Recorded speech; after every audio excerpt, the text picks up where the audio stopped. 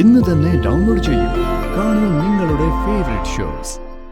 ഇവിടെ സകല ദേവതകളെയും തൃപ്തിപ്പെടുത്താനായി ചില കർമ്മങ്ങളൊക്കെ നടത്താനുണ്ട്. അതിലെല്ലാത്തിലും വ്രതമെടുത്ത് മുൻപന്തിയിൽ തന്നെ നിൽക്കണം. ഉറക്കമിളച്ച് ശിവരാത്രി വ്രതം നോക്കിയതിനു ശേഷം അതിരാവിലെ നവീനുമായി ഒരുമിച്ച് ക്ഷേത്ര ദർശനം.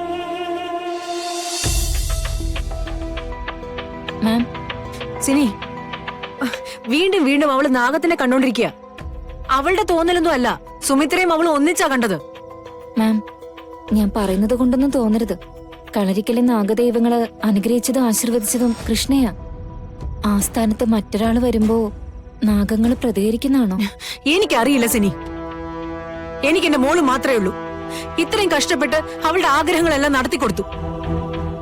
എന്നിട്ടും അവൾക്കൊന്ന് സമാധാനത്തോടെ ജീവിക്കാൻ പറ്റുന്നില്ലെങ്കിൽ പിന്നെ ഇതൊരു പരീക്ഷണം. ഇത് മാം, എന്തായാലും അവിടുത്തെ മുത്തശ്ശിയോടും അച്ഛനോടും ഒന്ന് സംസാരിക്കും. പ്രശ്നങ്ങൾ എന്തെങ്കിലും ഉണ്ടെങ്കിൽ ക്ലിയർ ചെയ്ത പറ്റില്ലല്ലോ. മനുഷ്യരായിട്ടുള്ള യുദ്ധമാണെങ്കിൽ നമുക്ക് ഫൈറ്റ് ചെയ്യാം.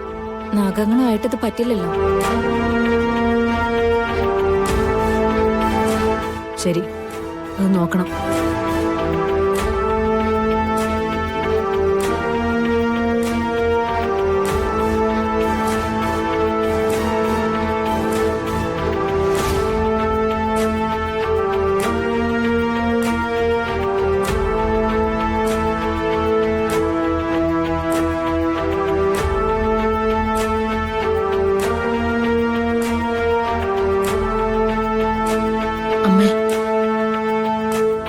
എന്താ സുമിത്രേ? ഗാഥമോള് സുമിത്ര വേറെന്തെങ്കിലും പറയൂ. അങ്ങനെ വിട്ടുകളയാൻ പറ്റില്ലല്ലോ അമ്മേ. ബഹളം വെക്കുന്നുണ്ട്, പ്രശ്നങ്ങൾ ഉണ്ടാക്കുന്നുണ്ട്.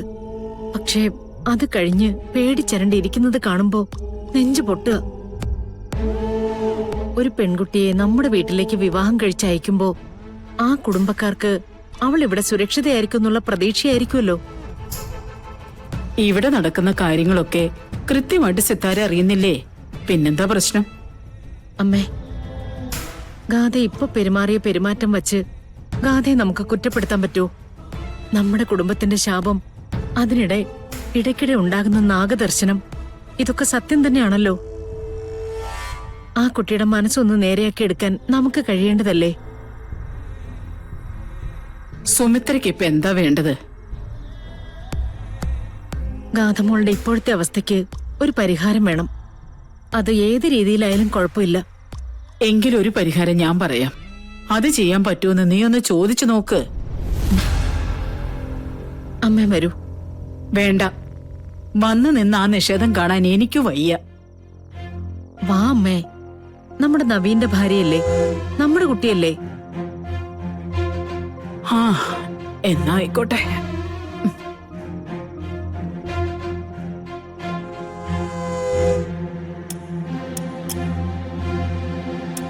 മോളെ, മോളുടെ പേടി മാറാൻ എന്തോ ഒരു കാര്യം ചെയ്യാനുണ്ടെന്ന് മുത്തശ്ശി പറഞ്ഞു.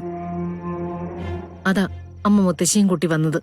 ഞാൻ പറഞ്ഞതല്ല, ക്ഷേത്രത്തിലെ പൂജാരി പറഞ്ഞതാ. അത് വിശ്വസിക്കുന്ന ഞങ്ങൾക്ക് തള്ളിക്കളയാൻ പറ്റില്ല. അമ്മ പറയേ. നാളെ ശിവരാത്രിയാ. ശിവരാത്രി വ്രതം എടുക്കണം, അതും നിരാഹാര വ്രതം. ഇവിടെ സകല ദേവതകളെയും തൃപ്തിപ്പെടുത്താനായി ചില കർമ്മങ്ങളൊക്കെ നടത്താനുണ്ട്. അതിലെല്ലാത്തിലും വ്രതമെടുത്ത് മുൻപന്തിയിൽ തന്നെ നിൽക്കണം.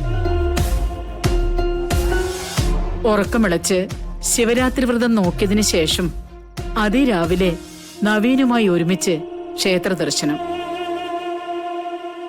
അതോടെ ശിവപ്രീതി ഉണ്ടാകുമെന്നാണ് അദ്ദേഹം പറഞ്ഞിരിക്കുന്നത്. നാഗദൈവങ്ങളെ സംബന്ധിക്കുന്ന ദോഷം അതോടുകൂടി ഇല്ലാതാവും. നാഗപൂജിതനാണല്ലോ പരമേശ്വരൻ. ഇന്ന് ഇത്രയുമാണ് അദ്ദേഹം പറഞ്ഞിരിക്കുന്നത്. ചെയ്യുന്നതും ചെയ്യാത്തതും ഒക്കെ ഓരോരുത്തരുടെ ഇഷ്ടം. ഞാൻ ചെയ്യാം.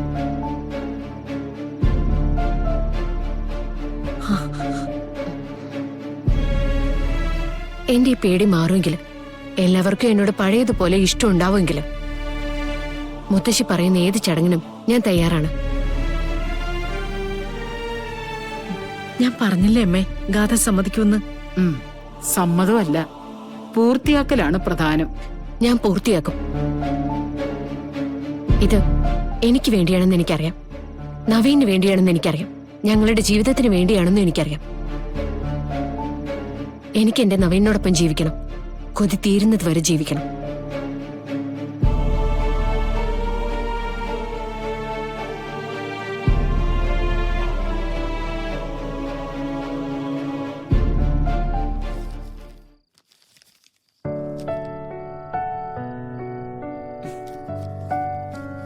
ഗോപാലേട്ട കഴിക്കാം. തങ്കവും കൃഷ്ണയോടെ? തങ്കേച്ചി ഉമ്മറത്തിരിക്കായിരുന്നോ? ഞാൻ നോക്കിയിട്ട് കണ്ടില്ല. ഓ, ഞാനങ്ങനെ ഓരോന്ന് ആലോചിച്ച പടിമേലിരുന്നു പോയി. അവള് കഴിക്കാൻ വന്നില്ലേ? ഇല്ല, ഞാൻ പോയി വിളിക്കാം. വേണ്ട, ഞാൻ പോയി വിളിച്ചോളാം.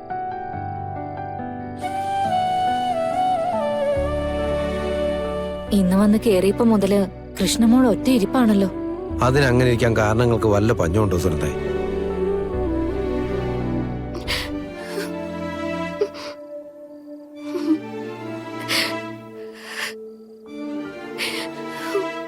നീ എന്താ ഭക്ഷണം കഴിക്കാൻ വരാത്തത്? എനിക്ക് വേണ്ട. അതെന്താ വേണ്ടാത്തെ? വേണ്ടതുകൊണ്ട് തന്നെ. അങ്ങനെ വാശി കാണിച്ചാൽ ശരിയാവില്ലല്ലോ. എഴുന്നേറ്റ് അവിടുന്ന്. എന്തൊരു കഷ്ടായത്. അമ്മ എന്തിനാ എന്നോട് ബഹളം വെക്കുന്നേ? നിന്നെ ഞാനിപ്പോ എന്തു പറഞ്ഞു? ഭക്ഷണം കഴിക്കാൻ വിളിക്കുന്നത് അത്ര വലിയ തെറ്റാണോ? നിനക്ക് എന്താ പറ്റിയെന്ന് പറ മോളെ. പറ്റിയതറിഞ്ഞ അമ്മ ഇപ്പൊ തന്നെ എനിക്കത് പരിഹരിച്ചു തരുമോ? നമുക്കൊക്കെ ഇങ്ങനെ വെറുതെ ഇരുന്ന് തിന്നെയും കുടിക്കൊക്കെ ചെയ്താൽ മതിയല്ലോ. ഒരാൾക്ക് പരിക്ക് പറ്റിയിരിക്കുക, അതെന്തായി? നേരെ ചൊവ്വെ ഭക്ഷണം കഴിക്കുന്നുണ്ടോ അതൊന്നും ആർക്കും അറിയണ്ടല്ലോ. ഒന്ന് വിളിച്ച് ചോദിക്കാൻ പറ്റിയില്ല. എനിക്ക് വിലക്കല്ലേ? പിന്നെ മനുഷ്യൻ എങ്ങനെയാ മനസമാധാനം ഉണ്ടാവുന്നത്? എങ്ങനെയാ കഴിക്കാൻ തോന്നുന്നേ? നവീന്റെ കൈമുറിഞ്ഞ കാര്യം ഗോപാലൻ എന്നോട് പറഞ്ഞു. നവീന്റെ കൈമുറിഞ്ഞ നിനക്കെന്താ? അത് നോക്കാനും പരിചരിക്കാനും ഒക്കെ അവിടെ ഗാഥയില്ലേ? വിട്ടുകൊടുത്തിട്ട് പോന്നതല്ലേ? ഇനി എന്തിനാ സങ്കടപ്പെടുന്നേ? ഞാൻ മാത്രല്ലല്ലോ, മനസ്സില് പലരും പലതും ഒളിച്ചു വെക്കുന്നില്ലേ? അതിന്റെ പേരില് കരയോ സങ്കടപ്പെടുകയോ ഒക്കെ ചെയ്യുന്നില്ലേ? എനിക്ക് കുറച്ച് സങ്കടമുള്ള കാര്യമാണ്. അത് ഏത് വകയില, അതിന്റെ അധികാരം എന്താ, അതൊന്നും എനിക്ക് അറിഞ്ഞൂടാ. എനിക്ക് സങ്കടപ്പെടാൻ തോന്നിയാ ഞാൻ സങ്കടപ്പെടും, എനിക്ക് കരയാൻ തോന്നിയാ ഞാൻ കരയും. അത് കാണാൻ സൗകര്യം ഇല്ലാത്തവര് എവിടെയാന്ന് വെച്ചപ്പോ.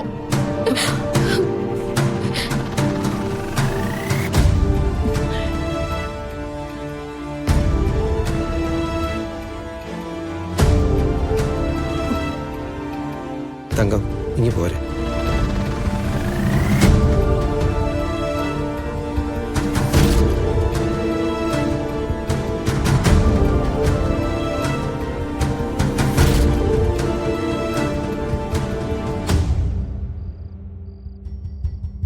അവളുടെ അവസ്ഥ എനിക്ക് മനസ്സിലാവഞ്ഞിട്ടൊന്നും അല്ല സുനന്ദേ. അവളുടെ മനസ്സ് മുഴുവനും നവീന്.